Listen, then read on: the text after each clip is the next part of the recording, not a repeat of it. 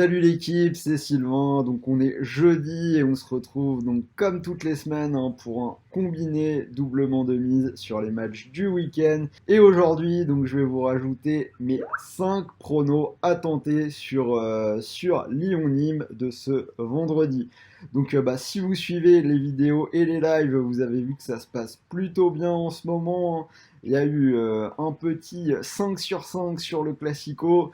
5 sur 5 sur Montpellier-Lyon et encore hier soir, 5 sur 5 sur le PSG Metz. Ce sera pas toujours comme ça, mais on va essayer de surfer sur la vague.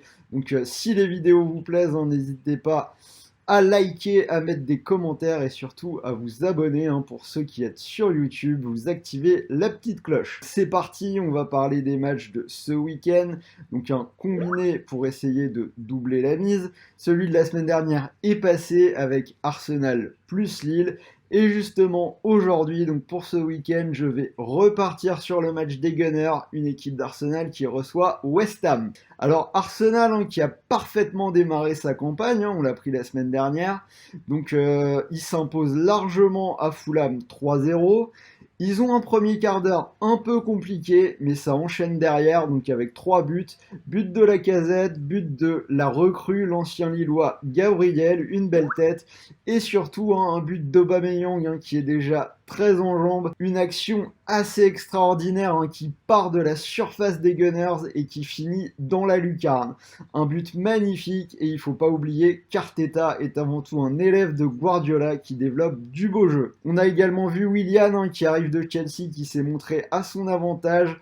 2 passes décisives, il est à l'origine du but de Lacazette, il s'est montré dangereux sur un coup franc et ensuite il tire le corner sur la tête de Gabriel. Après la Cup où ils ont battu City et Chelsea et le Community Shield où ils battent Liverpool au penalty, on a vraiment une bonne dynamique du côté d'Arsenal. Il est encore bien trop tôt pour faire des plans sur la comète après la 8ème place de l'an dernier. C'est là, contre Fulham, c'est une victoire contre une faible opposition, mais on a quand même l'impression, je l'avais déjà dit, j'en ai déjà parlé, qu'il se passe quelque chose du côté d'Arsenal et on pourrait vraiment les voir bien plus haut cette année. Et il faut confirmer dès ce week-end contre West Ham, une équipe des Hammers qui a perdu à domicile contre Newcastle 2-0 pour la première journée. Il y a une victoire 3-0 en Carabao Cup contre Charlton en milieu de semaine. Mais cela dit, c'est une équipe au sein de laquelle l'ambiance n'est vraiment pas au beau fixe. Il y a beaucoup de tensions entre les supporters et la direction. Si on ajoute à ça que West Ham a perdu 10 de ses 11 derniers déplacements sur la pelouse d'Arsenal, vous l'avez compris, pour moi, tous les feux sont au vert pour les Gunners et je vois une victoire des hommes d'Arteta. Donc victoire Arsenal, c'est une cote à 1,53. Deuxième match de mon combiné du week-end, on reste en première ligue, un combiné 100% première ligue. C'est Everton qui reçoit West Brom. Everton qui s'est montré actif sur le marché des transferts et qui a fait un super mercato. Notamment sur son milieu de terrain avec les arrivées de James Rodriguez, Alan du Napoli et Abdoulaye Doucouré. Et on doit dire que la greffe semble bien prendre, puisque les hommes d'Ancelotti l'ont emporté 1-0 sur la pelouse de Tottenham pour leur ouverture en Première Ligue. James Rodriguez a notamment été très bon. Ils ont enchaîné en milieu de semaine, donc une victoire eux aussi en Carabao Cup 3-0 contre Salford. Beaucoup de remplaçants alignés. Ajoutons à ça que c'est une équipe en ce moment qui a plutôt une bonne forme à domicile, si on regarde depuis le restart et même depuis avant. C'est une seule défaite en 2020 et c'était dans les dernières journées du restart quand il n'y avait plus grand chose qui était en jeu. En face, on a le promu West Brom qui s'est lourdement incliné contre Leicester pour son retour en Première Ligue. C'était vraiment très pauvre sur le plan offensif. Et la victoire de milieu de semaine en Cup n'y change rien. Pour ma part, je vois Everton s'imposer à une belle équipe des Toffees, cote à 1,53. Alors donc, si vous combinez ces deux matchs, deux matchs de Première Ligue, victoire d'Arsenal et victoire d'Everton, ça vous fait une cote globale à 2,34. Donc si ce combiné vous intéresse, vous pouvez profiter d'un bonus d'inscription sur TheBet.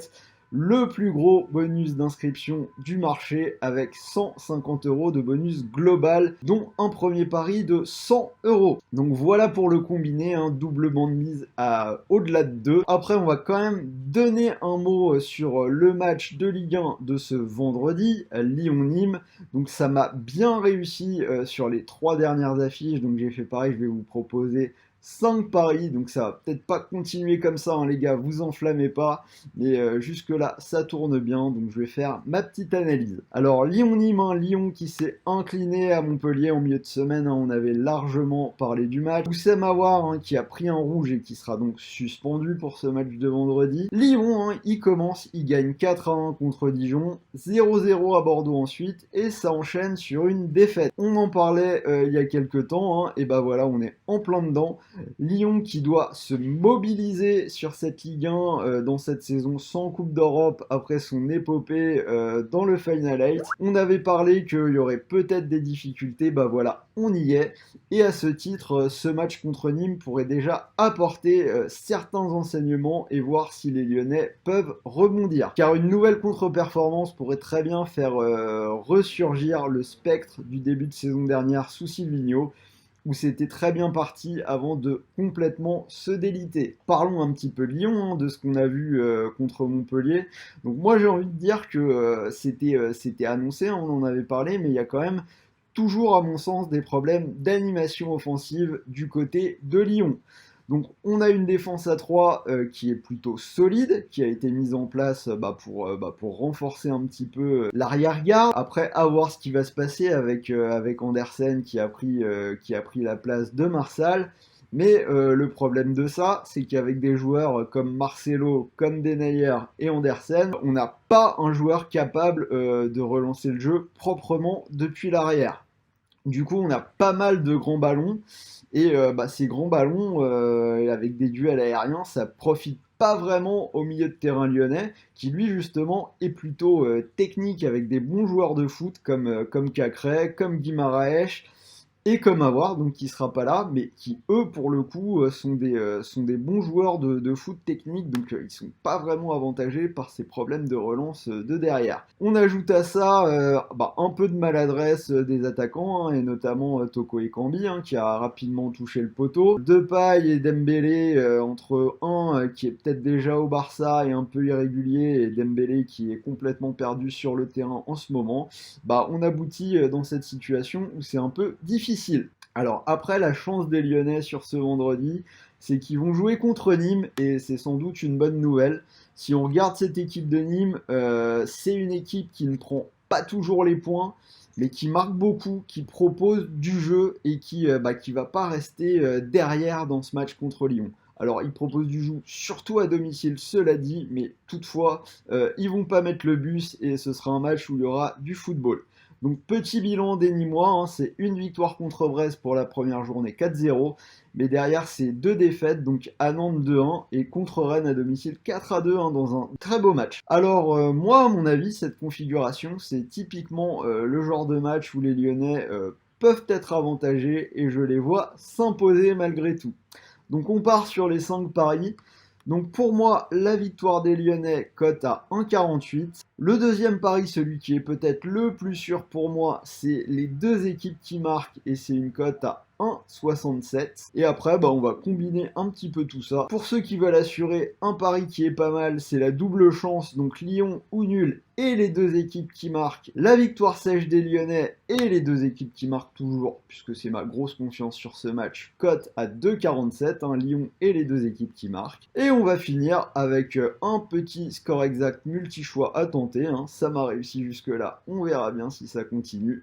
2-1, 3-1 ou 4-1 pour les Lyonnais, ce serait le même score que contre Dijon ou le même type de match, et c'est une cote à 4. On se retrouve en live avec Sarah, donc sur Facebook, YouTube, Twitch. Ça se passe demain, vendredi à 13h, pour parler un peu comme d'hab de tennis, Tour de France, NBA et surtout tous les matchs du week-end puisque tous les championnats reprennent avec la reprise en Allemagne et en Italie.